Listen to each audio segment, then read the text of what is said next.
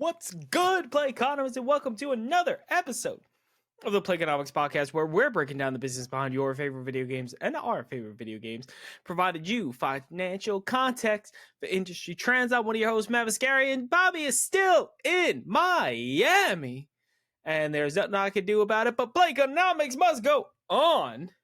So let's get into it.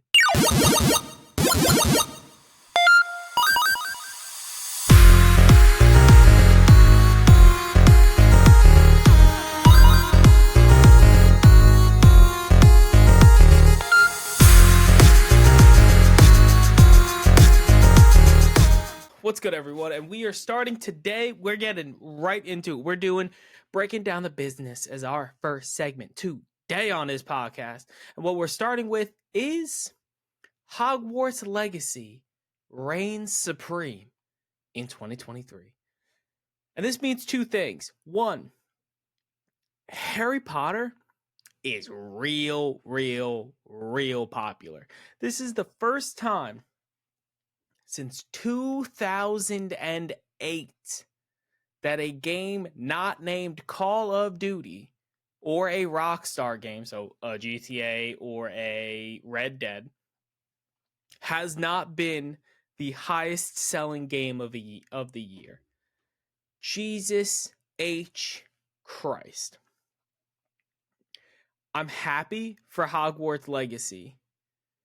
I'm sad for the video game industry, because this does also tie into the fact that year over year in December, and for the for Q4 of 2023, games were up 1% year over year growth. 1% is better than being down, so I'm happy to see it. But what this means for video games, and a greater topic that I want to touch on today, is that we are seeing the exact same thing that happened to movies happen to video games now. There are very expensive, very beloved, and very important IP that exist in this world.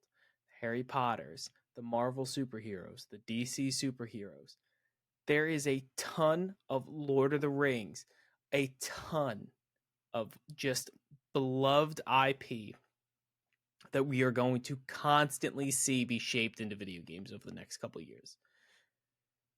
Hogwarts Legacy is proof in concept that not only does it work, you don't need to throw out an absolute banger of a year. Banger of a game. It's a good game. I'm not saying anything against it, but it wasn't the best game of last year. Baldur's Gate 3 was the best game of last year, but it wasn't the highest selling game. Spider-Man 2 was a better game than this. Alan Wake 2 was a better game than this. The important piece of this is the Harry Potter connection. And it's wild to see that just taking the name of a game and making a 8 out of 10 game, which good for the studio, because they could have absolutely butchered this like a lot of studios do when they get IP like this. They could have butchered this game, but they made it a pretty good game, and this is the result. You give a pretty good game, and it beats out Call of Duty, and it beats out Rockstar. That's insane. It is insane. And what we're going to see, and like we've talked about on the podcast literally ad nauseum, is that games are getting more expensive and games are taking longer to develop. A recipe for absolute disaster for most studios. The big name studios, the Xbox, the PlayStation, the Nintendo, they got money to throw at this issue. They just need time to get their first party game into your hands, and they don't want to take any risk on a big budget new IP. So while you're waiting for Hellblade 2, while you're waiting for The Last of Us 3, while you're waiting for God of War, Ragnarok, whatever is going to be the next iteration of God of War, while you're waiting for Spider-Man 3, while you're waiting for the new Halo, they're going to start giving you IP that they know will deliver. Xbox is going to give you Blade. Sony's going to give you Venom very soon. Then they're going to give you Wolverine. Then they're going to start giving you Jean Grey. They're going to start giving you all the Marvel DC universe, and then they're all going to pile in together, and it's going to be this whole thing. And we're going to start seeing video games get more and more expensive, and you're going to start seeing these IP get licensed out. And this is a wave and a response to games cannot get out quick enough anymore, and there's too much money to risk on new IP that we're now leveraging beloved IP from different media. And listen, I'm going to play a Blade game. Spider-Man's not my thing, but if they came out with another Batman game, I'd play it. They came out with a Superman game, I'd give it a try. They came out with a Hulk game. Hulk, Insomniac, Rockstar, Ninja Theory, make a Hulk game. Come on. I'm begging you. I am begging you. But the biggest thing here is that Hogwarts Legacy is a proven point that IP sells. And if people love it, people will buy it. Let's start turning a profit in the video game industry with it, and let's start floating the costs of some of them high budget IP that are developed internally by Xbox, Sony, and Nintendo. The biggest thing that I see as an issue for this is that the small developers are still very much at risk of high budget, long lead time. How do we float until then? And what happens if it flops? A small developer is screwed. They don't have access to IP like this. They're not going to be able to say, well, we got a Wolverine game coming out in 2 years. It could float us just in case this new cool indie IP that we're working on, if it flops. They can't do that. But the Microsofts of the world, the PlayStations of the world, they're going to double down. They're going to secure their product, and they're going to make sure that they have consistent cash revenue throughout the lifespan of all of their big first-party games so that they don't have the pressure. They want 7 years to develop a God of War. They got it. You are not seeing another God of War on the PS5. I guarantee it. You heard it here. I put my life on it. All of the games that come out now per generation are exclusive to that generation. There is no more we get 2 Gods of War on the PS2, or the PS3. There's no we get 2 Halos on the 360. That shit ain't happening. It's not happening. You're getting one. You're getting one of each major IP on the consoles now. And I feel bad for the small developers because they're just, I don't want to say up a creek, but it's hard out there. It is hard out there to be an indie gamer right now.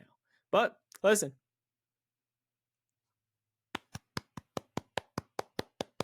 I'm proud of you, Hogwarts Legacy. I'm proud of you. Good for you. And now, something I didn't want to cover on the podcast, but it's been so much in the news, and it's a game that I personally tried, got about 15 seconds into it after character creation, and was like, this is hot garbage. I'm not playing this. Reminded me so much of a game that I hated. Called my brother and was like, listen, this game's exactly like Craftopia. Yeah, Craftopia. I played what Palworld started as. Craftopia. Craptopia. Crap World. It's a bad game. I get the zeitgeist. I understand it. It's funny. It's Pokemon with guns. People seem to love it. It's another survival game. I'm not getting into it. And what we're going to start this Palworld segment off with, besides my complete rant that I hate this game, I'll never get into it, and I will not play this game under any circumstance, is we're going to give you the X Gon' Give It To You segment right now, because we have a tweet by Xbox Curator, and I'm showing it to you on the screen, and I think it perfectly sums up the real reason why it's funny that Palworld is an important game. Meme raids, Pokemon. You're just a cheap fucking knockoff. Palworld. Oh, no. I'm an upgrade. And that's what everyone's concerned about, because this game is currently in alpha testing. And people are like, this is the new Pokemon. Pokemon's on the Xbox. Pokemon's on the PC. Pokemon's still not on the PlayStation. it's concerning if I'm Pokemon, because all of the other knockoffs that have tried and failed at taking the Pokemon formula and applying it to their own game, getting tied up in a lawsuit, or just their game being absolute crap, Palworld succeeded. And I'm not going to say it's an adult version of Pokemon, because at the end of the day, it's still a pretty childish looking video game. And I haven't gotten into it, so I can't give you a full review or anything, or how everything is with this game. But from what I gathered in my very short time of playing this game, is that it's Craftopia polished up a little bit to have some Pokemon in it.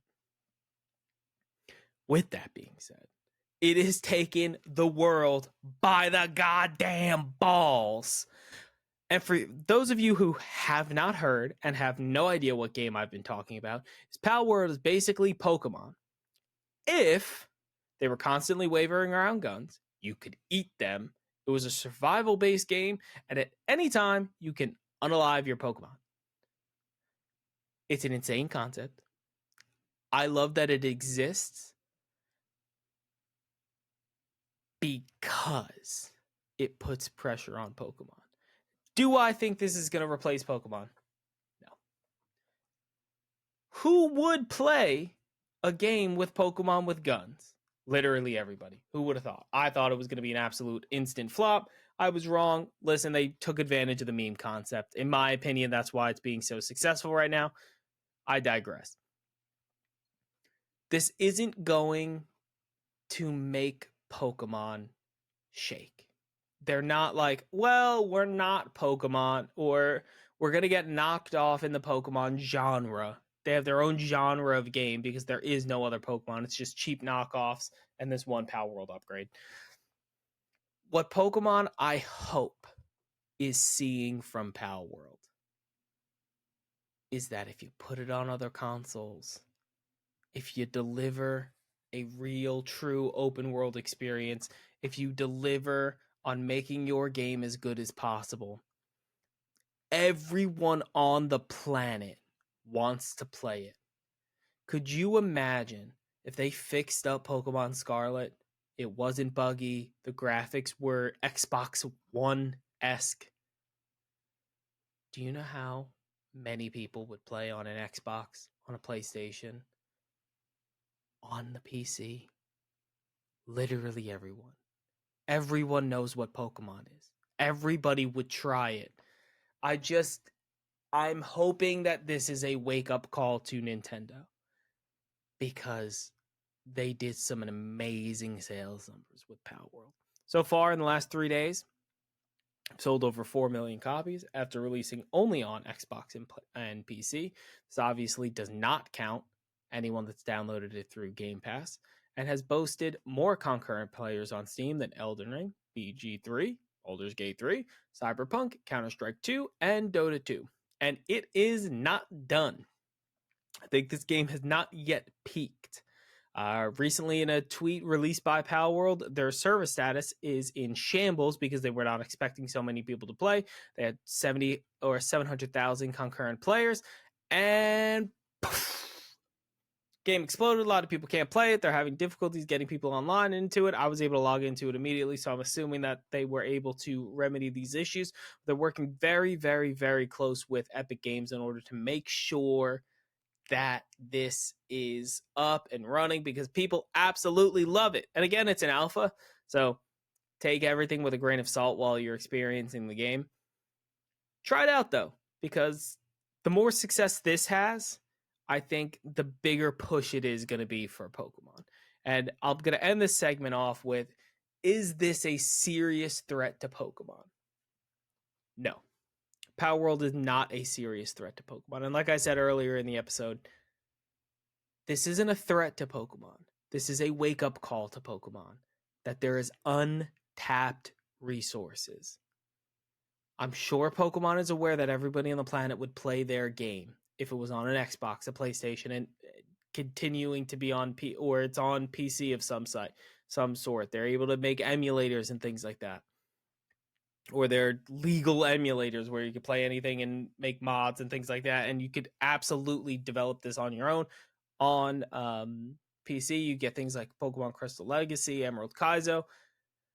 What I want to come from this is for Pokemon to realize that they have an amazing product and to start giving it out to everyone and to start making sure that more people have access. They put themselves in such a corner because a lot of Nintendo's marketplace is that you could exclusively play these things on your Switch and that's it. It's the only way to experience it. If you want it, you have to buy a Switch. And that market technique is right. So I don't think this is going to work. I don't think this will be a wake-up call for Nintendo. But god damn, do people want to play Pokemon? That's all I hear from this Palworld story. And let's be honest, if they just released Heart Gold and Soul Silver again and put it on the PC, I would buy 15 copies. But we're done talking about Palworld and we're transitioning into a light topic, the Xbox Developer Direct. I'm gonna summarize it real quick, give you about 2 minutes on it because we have a full episode, link should be below me right now, on my full reaction to the Xbox Developer Direct and a in-depth overview of what we saw. Fantastic games. Highlights of it, Xbox is going to have 2 or 3 instant Game of the Year contenders if they come out in 2024 like they're supposed to. Avowed instant Game of the Year contender. Indiana Jones, instant Game of the Year contender. Hellblade 2, instant Game of the Year contender. I personally think Hellblade is going to sweep. I think it has the best opportunity. The one caveat that I've been hearing, and specifically shout out to Jam Pack Sam for really calling attention to this in one of his shorts the other day. The original Hellblade was about 7 to 9 hours based on Ninja Theory's intended amount of time it should take you to play.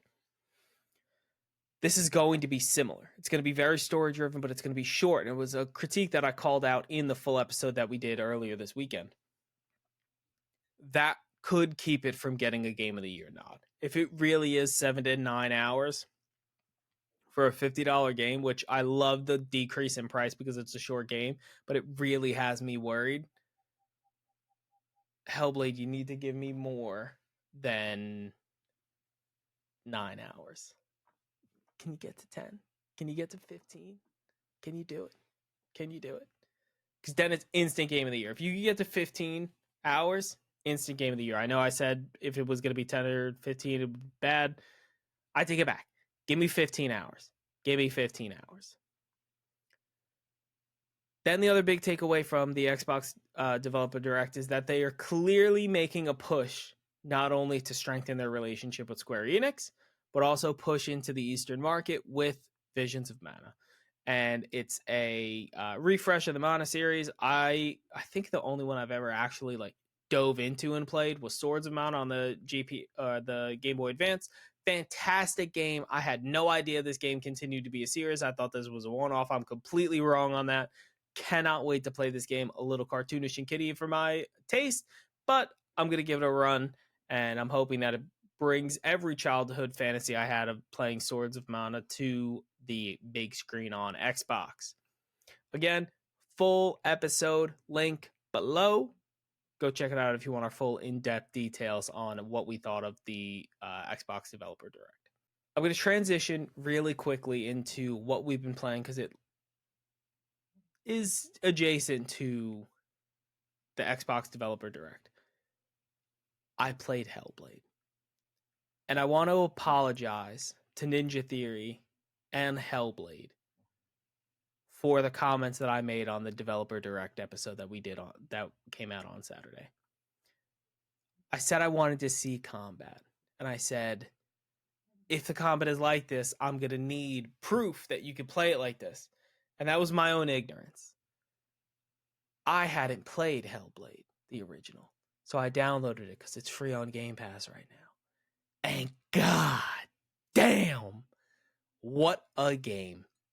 What a game. I'm about 2 hours in. I'm probably going to finish it tonight because Sarah's not home. The voices are insane. How fun they make this game, and just It's a beautiful experience. Jesus Christ. I'm almost glad it's only 8 hours because I'm going to finish it tonight. But I wanted to apologize about the combat. Because if it is anything like the original, hot damn, good golly gosh, sign me up. 100% in. Apologize about the combat critique. I was completely wrong, completely missed the mark. Combat's going to be fantastic. Absolutely just amazing game. 2 hours in. Cannot wait for Hellblade 2.